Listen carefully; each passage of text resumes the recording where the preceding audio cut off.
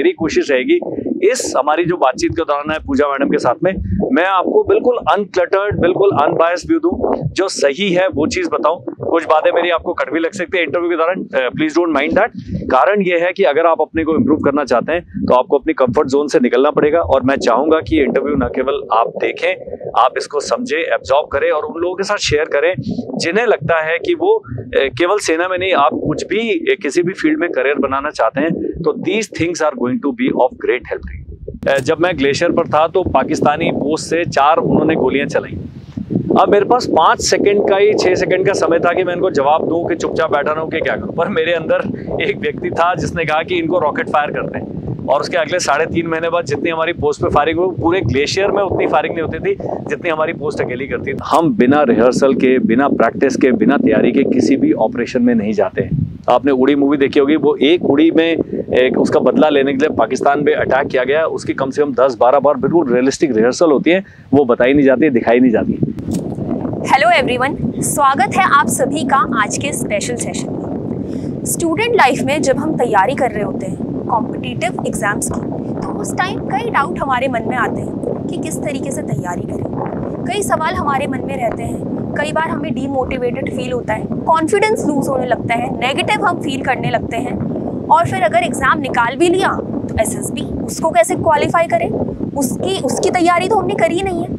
तो इन सब बातों का जवाब देने के लिए और आपकी परेशानियों को सुलझाने के लिए आज का हमारा स्पेशल सेशन डेडिकेटेड है, जिसमें हम एसएसबी से रिलेटेड जितने भी एस्पेक्ट्स हैं उनके बारे में डिस्कस करेंगे, कैसे आप उसके बारे में उसके लिए प्रिपेयर कर सकते हैं, क्या डाउट आपके मन में है उससे रिलेटेड। तो इन सभी का सॉल्यूशन देने के लिए आज हमारे बीच में मौजूद है सेना medal retired colonel Amardeep sir, जो आपके साथ शेयर करेंगे अपना एक्सपीरियंस और आपको गाइड करेंगे कि किस तरीके से आपको एग्जाम्स की और एसएसबी की तैयारी करनी है। हेलो फ्रेंड्स, मेरा नाम है कर्नल अमरदीप, और जैसा अभी मैडम ने बताया, I am a retired army officer, और I am an ex NDA, मैंने एनडीए में 3 साल की ट्रेनिंग करी, आईएमए में 1 साल की ट्रेनिंग करी, और उसके बाद सेना में 25 ईयर्स तक सर्विस करी, अपनी बटालियन कमांड करी मणिपुर में। सेना में रहते हुए मैंने 3 इंस्ट्रक्शन टेन्योर करे, इन्फेंट्री स्कूल में, इंडियन मिलिट्री एकेडमी में और आर्मी वॉर कॉलेज में।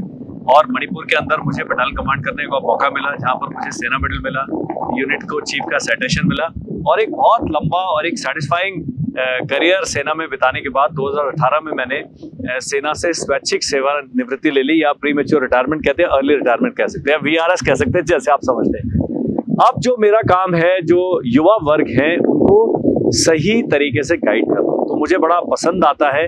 इसीलिए जब पूजा मैम ने मेरे को बताया कि हम आपसे बातचीत करना चाहते हैं ताकि हमारे जो व्यूअर्स हैं उन्हें कुछ जानने समझने को, और एक बिल्कुल अनक्लटर्ड पिक्चर, कई बार होता है वो देश, जवान, जय हिंद ये सब करते हैं, और एक एक्चुअल पिक्चर होती है। तो मेरी कोशिश रहेगी इस हमारी जो बातचीत के दौरान है पूजा मैडम के साथ में, मैं आपको बिल्कुल अनक्लटर्ड, बिल्कुल अनबायस्ड व्यू दूं, जो सही है वो चीज बताऊं। कुछ बातें मेरी आपको कड़वी लग सकती है इंटरव्यू के दौरान, प्लीज डोंट माइंड दैट। कारण ये है कि अगर आप अपने को इम्प्रूव करना चाहते हैं तो आपको अपनी कंफर्ट जोन से निकलना पड़ेगा, और मैं चाहूंगा कि ये इंटरव्यू न केवल आप देखें, आप इसको समझें, एब्जॉर्ब करें और उन लोगों के साथ शेयर करें जिन्हें लगता है कि वो केवल सेना में नहीं, आप कुछ भी किसी भी फील्ड में करियर बनाना चाहते हैं तो these things are going to be of great help. तो सर, मेरा पहला क्वेश्चन है कि एसएसबी बोर्ड एक स्टूडेंट में क्या देख रहा है, किन क्वालिटीज के बेसिस पे वो एक स्टूडेंट को जज कर रहा है। तो ये जो सवाल है बड़ा बेसिक सा, रूटीन सा सवाल है कि जो सर्विसेज सिलेक्शन बोर्ड है वो एक कैंडिडेट में क्या देखता है। सबसे पहले आप इमेजिन करें, आप जो भी हैं, जैसे मैं 12वीं में पढ़ता था, बिल्कुल एवरेज से देहरादून जैसे छोटे शहर के रहने वाला लड़का हूँ, लेकिन हमारा पोटेंशियल क्या है, क्या मैं भावी सैनिक अधिकारी बन सकता हूँ कि नहीं, ये चीज़ें चेक होती हैं सर्विसेज सिलेक्शन बोर्ड। तो आपकी ओवरऑल पर्सनैलिटी चेक होती है, आपकी इंग्लिश स्पीकिंग नहीं देखी जाती है, आपकी केवल नॉलेज नहीं देखी जाती है, आपकी केवल फिजिकल फिटनेस नहीं देखी जाती है, बल्कि इन सब का जो मिला जुला आपका जो पर्सनैलिटी है उस सब का असेसमेंट होता है सर्विसेज सिलेक्शन बोर्ड में। मैं एक बहुत छोटा सा उदाहरण दूंगा। जब मैं ग्लेशियर पर था तो पाकिस्तानी पोस्ट से 4 उन्होंने गोलियां चलाई। अब मेरे पास 5 सेकंड का ही 6 सेकंड का समय था कि मैं इनको जवाब दूं कि चुपचाप बैठा रहूं कि क्या करूं, पर मेरे अंदर एक व्यक्ति था जिसने कहा कि इनको रॉकेट फायर करते हैं, और उसके अगले 3.5 महीने बाद जितनी हमारी पोस्ट पे फायरिंग हुई, पूरे ग्लेशियर में उतनी फायरिंग नहीं होती थी जितनी हमारी पोस्ट अकेली करती थी। तो वो जो डिसीजन मेकिंग है, मैंने कई बार सोचा कि मैंने वो डिसीजन क्यों लिया। तब मुझे लगा कि आज से 11-12 साल पहले जब मेरा एसएसबी इंटरव्यू था, वहाँ पर किसी टीम ने मेरी डिसीजन मेकिंग एबिलिटी देखी। लोग बात करते हैं 15 OLQ की या ऑफिसर लाइक क्वालिटीज़ की, लेकिन सब चीज़ जो आप करते हैं, कैसे आप कपड़े पहनते हैं, कैसे आप बात करते हैं, कैसे आप बोलते हैं, क्या मैनरिज्म है, क्या आपकी डिसीजन मेकिंग एबिलिटी है, क्या आपके अंदर करेज है, मॉरल करेज कितनी है, फिजिकल करेज कितनी है, और ये सब चीज़ें जो है एसएसबी इंटरव्यू में चेक होती है। तो एसएसबी सबसे सिंपल इंटरव्यू होता है, लेकिन मैं कहूँगा कि दुनिया का सबसे कॉम्प्लिकेटेड इंटरव्यू भी एसएसबी इंटरव्यू है। सर, नेक्स्ट क्वेश्चन है कि एसएसबी की तैयारी कैसे करें? खुद हम एसएसबी की तैयारी कर सकते हैं या फिर कोचिंग लेना ज़रूरी है? तो दूसरा जो ये भी रूटीन क्वेश्चन है जो पूजा मैम ने पूछा, लेकिन बड़ा ही इंपॉर्टेंट क्वेश्चन है कि क्या हम एसएसबी की तैयारी खुद कर सकते हैं या हमें कोचिंग लेने की आवश्यकता है? तो अगर हम देखा जाए तो एसएसबी आजकल एक कॉम्पिटिटिव वर्ल्ड है, गाइडेंस लेनी बहुत ज़रूरी है। आपको पता होना चाहिए कि हमें एसएसबी में क्या करना है, what is expected of us. लेकिन जो कहते हैं कि हम एसएसबी के सारे सवालों के जवाब ही याद करके चल जाएंगे, वो कोचिंग लेने का तरीका गलत है। आजकल का युवा वर्ग है, जो मैंने कहा है कि पहले आपको कुछ बातें मेरी कड़वी लग सकती हैं, वो इस करके कि वो सब चीज़ चाहते हैं हम उनको थाली में सजा के दे दें, प्लेटर पे हम सब चीज़ों के सॉल्यूशन बता दें। तो एसएसबी के जब आप तैयारी करते हैं तो आपने अपने ऊपर काम करना है। इंट्रोस्पेक्शन की बहुत ज़रूरत है कि मैं कौन हूँ, मैं क्या कर रहा हूँ, मेरा पोटेंशियल क्या है, वो आपके विचार से शुरू होता है। तो एसएसबी मैडम को मैं बताना चाहूँगा कि मनसा वाचा कर्मणा तीनों को टेस्ट करता है। आप क्या सोचते हैं, क्या बोलते हैं और क्या करते हैं, एसएसबी इन तीनों चीज़ों को चेक करता है। आगे जब और सवाल पूछेंगे तो और मैं आपको डिटेल में इसके बारे में बताऊंगा कि एसएसबी के लिए अपनी तैयारी कैसे करते हैं। सर, ग्रुप डिस्कशन के टाइम पे किन किन पॉइंट्स को हमें ध्यान रखना है, डूज क्या है, डोंट्स क्या है, और ग्रुप डिस्कशन में किस तरीके से पार्टिसिपेट करना है, इसके बारे में स्टूडेंट्स को कुछ बताइए। ये जो सवाल है ग्रुप डिस्कशन का, खैर मैंने भी जब एसएसबी दिया, पहली बात तो मुझे अपने एसएसबी का कुछ याद नहीं, मैंने एक ही बार एसएसबी दिया, उसमें पास हो गया। और हम 1 या 1.5 दिन के लिए यहाँ कर्नल गोपाल सिंह होते थे, उनके पास गए थे। मुझे समझ भी नहीं आया, अभी याद भी नहीं कि उन्होंने हमें क्या बताया। लेकिन हमारे टाइम पे क्योंकि किताबें बहुत पढ़ने का मुझे शौक था, तो पढ़ता बहुत था। तो जो ग्रुप डिस्कशन है, ग्रुप डिस्कशन 2-3 चीज़ें चेक करता है। एक, ग्रुप में आपकी जो किसी बात को डिस्कस, लोग ग्रुप डिस्कशन को डिबेट मान लेते हैं, मैं सही हूँ आप गलत हैं, ऐसे करके वो लेके चलते हैं। वो बहुत ही गलत तरीका है ग्रुप डिस्कशन को देखने का। सबसे बढ़िया तरीका क्या है कि आप एक किसी भी चीज़ के पहलू, क्या न्यूक्लियर बॉम्ब होने चाहिए या नहीं होने चाहिए, पहलू है। तो न्यूक्लियर पावर क्या बोलिए, न्यूक्लियर बॉम्ब के यूज़ बोलिए, हिरोशिमा नागासाकी पर डिस्कस कीजिए और देखिए कि न्यूक्लियर पावर जो है, वर्ल्ड वॉर अगर 2 को ख़त्म किया तो न्यूक्लियर जो 2 इन्होंने परमाणु बम विस्फोट किए जापान पर, उसने पूरा का पूरा वर्ल्ड वॉर 2 को एक एंड जाके कर दिया। लेकिन इतने इनोसेंट लोग मारे गए, ये एक उसका दूसरा पहलू है। और जो न्यूक्लियर विकिरण का जो प्रभाव है, कई सौ साल तक रहता है, वो तीसरा पहलू। तो ग्रुप डिस्कशन में आपने डिस्कस करना है, न कि आपने डिबेट करना है। तो ये चीज़ें समझना है। तो ग्रुप डिस्कशन की अगर आप तैयारी करना चाहते हैं तो पढ़िए, पढ़िए और पढ़िए। सर, कई बार क्या होता है कि स्टूडेंट्स तैयारी तो बहुत अच्छी करते हैं, सारे फेज क्लियर कर लेते हैं, लेकिन फाइनली जब इंटरव्यू राउंड पे वो पहुंचते हैं और जब वो face to face interview board का सामना करते हैं, वहाँ पे इतने सारे ऑफिसर्स को बैठा हुआ देखते हैं, तो एकदम से बहुत ज़्यादा घबरा जाते हैं, कॉन्फिडेंस लूज़ करने लगते हैं, डीमोटिवेट हो जाते हैं, वहाँ पे वो कुछ बोल ही नहीं पाते।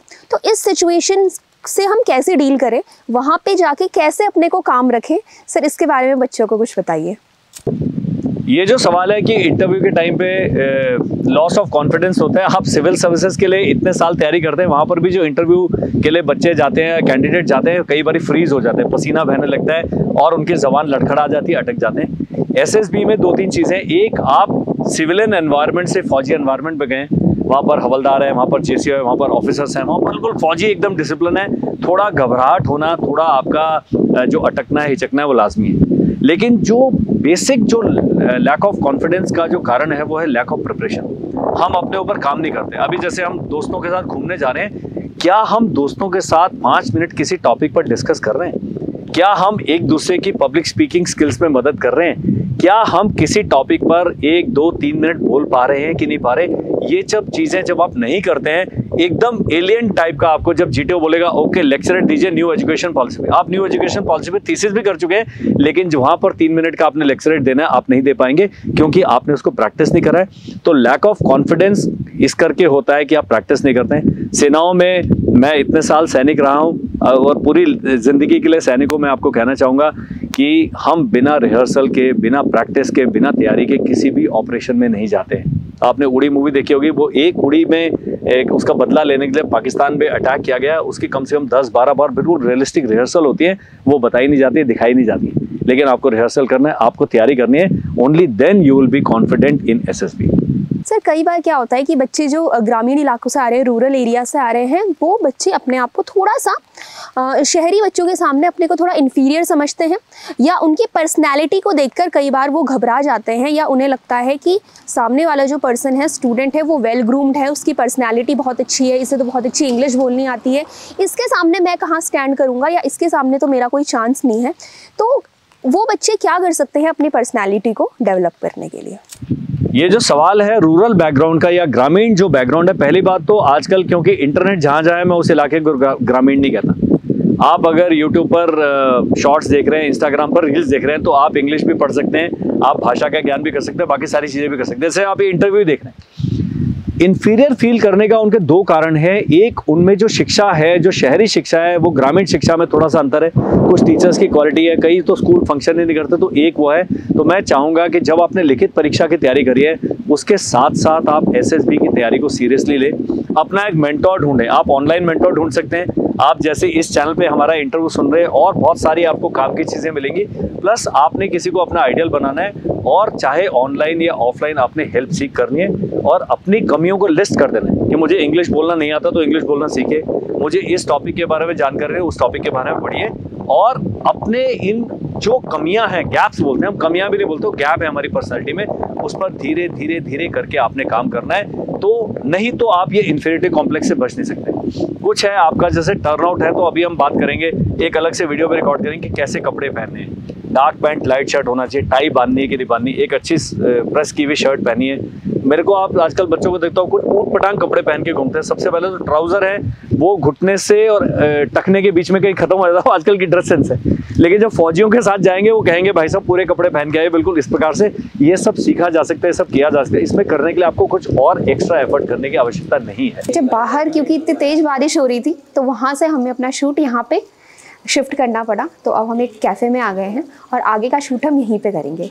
तो सर अगला सवाल है हमारा लैंग्वेज के बारे में, कि बच्चे लैंग्वेज को लेके बहुत ज़्यादा कंसर्न रहते हैं कि इंग्लिश में बोलें, हिंदी में बोलें, या मिक्स करके बोल सकते हैं। तो इंटरव्यू के टाइम पे लैंग्वेज कौन सी यूज़ करनी है, सर इस बारे में ज़रा डिटेल में बता दीजिए बच्चों को। ये जो सवाल है कि एसएसबी की भाषा कौन सी होती है, तो ये बड़ा एक ना टिपिकल सा सवाल है। हर एक जो भी आप इंटरव्यू रिकॉर्ड करते हैं, मेरे पास कैंडिडेट्स आते हैं पूछने के लिए। सबसे पहले एसएसबी का जो कंडक्ट है इंग्लिश भाषा में होगा। कभी कभी आप बीच में स्विच कर सकते हैं, लेकिन प्राइमरली आपने इंग्लिश भाषा ही बोलनी है, और इंग्लिश भाषा सीखी जा सकती है। ये एक सीखा जा सकने वाला ट्रेट है। मैं जब एसएसबी के लिए गया था, मैं देहरादून का केवी का पढ़ा हूँ, लेकिन क्योंकि हिंदी भाषी प्रदेश का होने करके बहुत बड़ा एक मेंटल ब्लॉक था कि हमें इंग्लिश बोलनी नहीं आती भी नहीं थी। लेकिन जब मैं अफ्रीका में था अपनी बटालियन के साथ, एयरफोर्स नेवी के साथ जब हम ऑपरेट करते हैं, तो एक कॉमन जो भाषा है वो इंग्लिश एक भाषा की तरह यूज़ होती है, एक कॉमन थ्रेड की तरह यूज़ होती है। तो आपका जो एक्सप्रेशन है दोनों आपकी मदर टंग में भी क्लियर होना चाहिए, लेकिन जो एसएसबी है उसका कंडक्ट इज़ इन इंग्लिश। तो मैं चाहूँगा कि अगर आप सीरियसली डिफेंस में ऑफिसर बनने की तैयारी कर रहे हैं, तो भाषा सीखने में 3-4-5 महीने का समय लगता है, वो आप लगाएं। सीखा जा सकता है।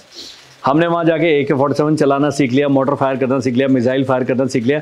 जब ये सब चीज़ें सीख लिया, आप ड्राइविंग सीखते हैं, आप इतना कुछ सीखते हैं, तो भाषा भी सीख लीजिए। ये कहना कि मैं भी हिंदी भाषा का बहुत बड़ा समर्थक हूँ, लेकिन किसी चीज़ की जो रिक्वायरमेंट है हमें वो पूरा करना है। तो एसएसबी की भाषा मैम जो है वो इंग्लिश है, और इंग्लिश शेक्सपियर वाली इंग्लिश नहीं है। आम जो कन्वर्सेशन, आम बोलचाल की भाषा है।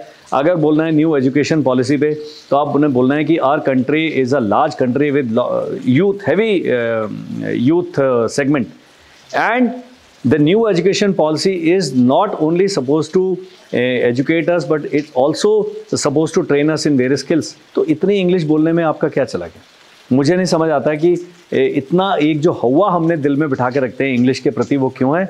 आप थोड़ा सा नरम रवैया करें, और इंग्लिश से सीखने के लिए एक ग्रामर है, पास्ट टेंस, प्रेजेंट टेंस और future tense.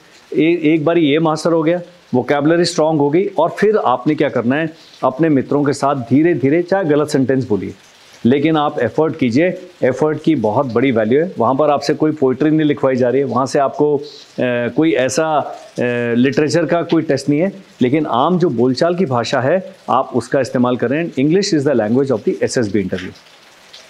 Sir, most important question कि हाउ टू स्टे फोकस्ड।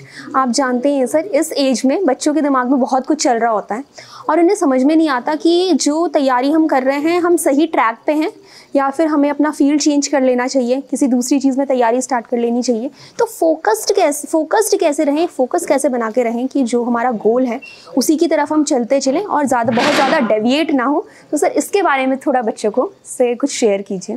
ये जो सवाल पूजा मैम ने कहा है, ये तो खैर हमारी लाइफ से जुड़ा हुआ सवाल है। कॉन्स्टेंट फेलियर एंड कई बारी हम क्या होता है कि हम एक बैगेज कैरी करके जाते हैं। जैसे हम एक एग्जाम देने गए, हमने वो एग्जाम 3 बारी हमसे क्लियर नहीं हुआ, तो वो 3 बारी का जो बोझ है हमारे माइंड पर रहता है और हम इतना हैवी बैगेज के साथ एक डिप्रेस्ड माइंडसेट के साथ हम उसको अटेम्प्ट करते हैं। मैं जब SSB देने गया था तो मेरे को 2 मेरे साथ जो कैंडिडेट्स थे, एक सेलेक्ट हो गया, एक सेलेक्ट नहीं हुआ, लेकिन दोनों ने हमारे टाइम पे ऑटोग्राफ बुक होती थी। तो जो गुरु मंत्र मैंने अपने SSB से दिन से आज तक कैरी कर रहा हूँ, एक ने इंग्लिश में लिखा, उसने लिखा कि Amardeep never think you lost your way because tomorrow is always another day. कल एक नया दिन है, हम फिर से एक नई शुरुआत करते हैं, लेकिन अगर कल में इतनी जगह है उसमें आपने 80% जगह नेगेटिव थॉट से और पुराने फेलियर की यादों से भर दी तो आप कभी उससे निकल नहीं पाएंगे। एक दूसरे व्यक्ति जो इंद्रजीत करके था, अभी नेवी में मेरे ख्याल से कॉमोडोर होंगे वो, मेरा अभी उनसे संपर्क नहीं है, उन्होंने वो सैनिक स्कूल तिलैया के पढ़े हुए थे, उन्होंने लिखा कि जब ठान लिए भैया तो रोके मत रुकिए। एक जो यूथ का मैडम ये क्या होता है, जब गोल सेटिंग नहीं करते हैं, हम अपने गोल के प्रति सिंसियर नहीं होते हैं। मैंने आजकल बहुत सारे लड़के लड़कियां मिलते हैं, सर मैं ये करना चाहता हूँ, वो चाहता नहीं हूँ, मैं कर रहा हूँ। मैंने कहा चाहते तो हम भी बहुत कुछ है, लेकिन आप उसके लिए मेहनत क्या कर रहे हैं? तो आधा जो फेलियर है, आधा हमारा डर है और आधा हमारा लैक ऑफ प्रिपरेशन है।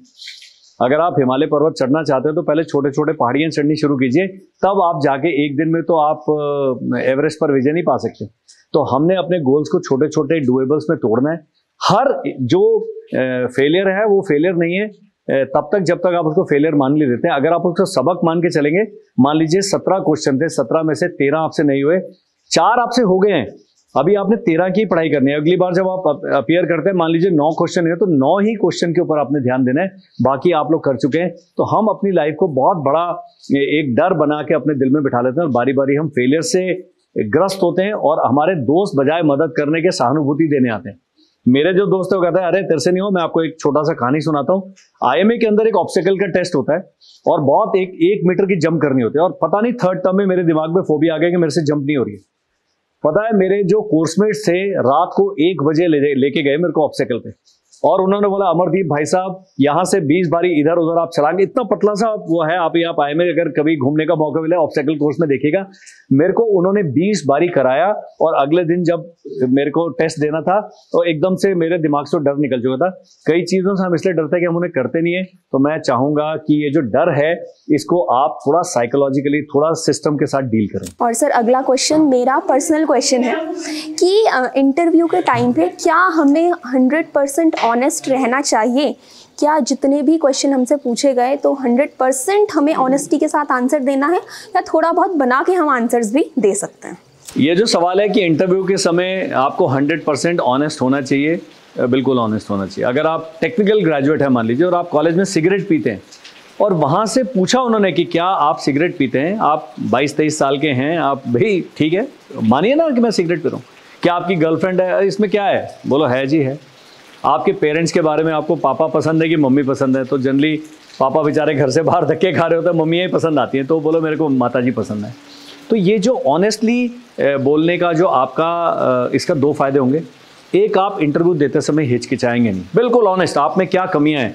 बोलो सर मैं फोकस नहीं कर पाता हूँ, मैं अंग्रेजी में ज़्यादा बोल नहीं पाता हूँ, मैंने बहुत कम किताबें पढ़ी हैं और मैं थोड़ा सा लेथार्जिक हूँ, मैं फिजिकल फिटनेस पर ध्यान नहीं दूँ। अपनी चीज़ों को एडमिट करें, ऑनेस्टली एडमिट करें।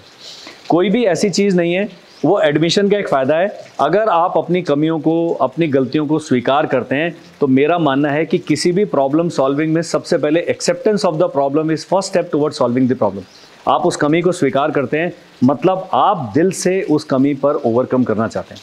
और वो साइकोलॉजिस्ट जो हैं, जो इंटरव्यूइंग ऑफिसर हैं, जो जीटीओ हैं, इतने धुरंधर होते हैं, इतने वेल ट्रेंड होते हैं, इतने एक्सपीरियंस होते हैं कि आप झूठ बोलकर आगे नहीं जा सकते हो। कहीं ना कहीं आपके उसमें पकड़ा जाएगा और वो आपके लिए नेगेटिव जाएगा। तो मैं चाहता हूँ कि जब भी आप एसएसबी या किसी भी इंटरव्यू के लिए जाएं, honesty is the benchmark. And honesty में 100% और 90% नहीं होता, या 0 होता है, 100 होता है। तो आपने 100% ईमानदारी के साथ जवाब देना। सर बस जाते जाते आप एक लास्ट में बच्चों को थोड़ा टिप्स दे दीजिए कि किस तरीके से वो लोग जो अपनी प्रिपरेशन है वो सही से कंटिन्यू रखें। देखिए, सबसे पहले सेना में भी जब हम जाते हैं तो हम plan A, plan B, plan C बनाते हैं। मान लीजिए आप आईएएस की तैयारी कर रहे हैं, पीसीएस की तैयारी करिए, आप वन दरोगा की तैयारी करें, बैंकिंग के एग्जाम दें, ABCD बना के अपना उसका स्ट्रैटेजी बना के चलिए। और अभी मैंने कई, मेरे पास हैं सब इंस्पेक्टर हैं, कांस्टेबल हैं, उन्होंने पीसीएस की परीक्षा क्लियर कर ली। आप इतने न्यूज़पेपर में पढ़ते हैं कि एक जो पीसीएस थे उन्होंने आईएएस की परीक्षा क्लियर कर ली। ये लोग एक प्लान के साथ काम कर रहे हैं। तो अगर हम किसी भी चीज़ पर फोकस नहीं करेंगे, हमारा तीर कहीं भी नहीं लगेगा। तो मैं चाहता हूँ कि आप अपने ही इससे जुड़े हुए सारे एग्जाम, जैसे जो लोग इंजीनियरिंग की तैयारी करें, IIT की तैयारी करें, रीजनल इंजीनियरिंग कॉलेज की तैयारी करें, आपके जो और इससे इंजीनियरिंग से रिलेटेड जो कॉलेज है उनकी तैयारी करें। तो आप जब अपना फोकस डिसाइड करेंगे तभी आप फोकस रह पाएंगे।